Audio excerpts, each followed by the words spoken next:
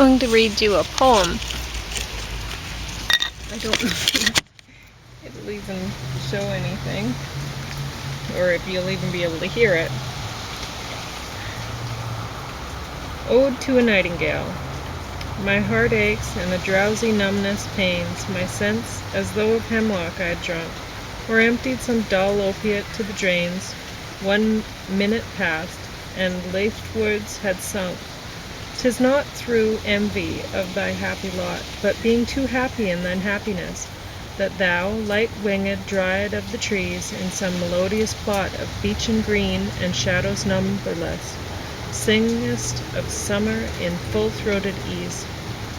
Oh, for a draught of vintage, that hath been cooled a long age in the deep-delved earth, tasting of flora and the country green, dance and provincial song, and sunburnt mirth. Oh, for a beaker full of the warm south, full of the true and blushful hippocrene, with beaded bubbles winking at the brim, and purple-stained mouth, that I might drink and leave the world unseen, and with thee fade away into the forest dim, fade far away, dissolve, and quite forget what thou amongst the leaves hast never known, the weariness, the fever, and the fret, here where men sit and hear each other groan, where palsy shakes a few sad last grey hairs, where youth grows pale and spectre thin and dies, where but to think is to be full of sorrow and leaden-eyed despairs, where beauty cannot keep her lustrous eyes,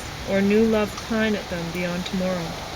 Away, away, for I will fly to thee, not charioted by Bacchus and his pards, but on the viewless wings of poesy.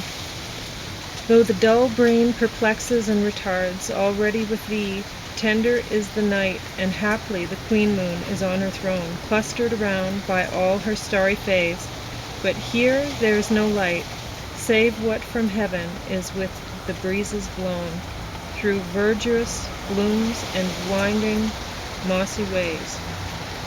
I cannot see what flowers are at my feet, nor what soft incense hangs upon the boughs, but in embalmed darkness guess each sweet wherewith the seasonable month endows.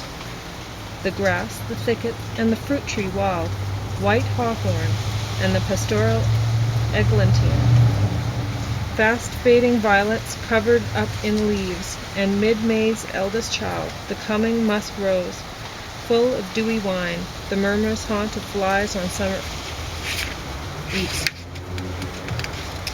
Darkling I listen, and for many a time I've been half in love with the easeful death, called him soft names in many amused rhyme, to take into the air my quiet breath.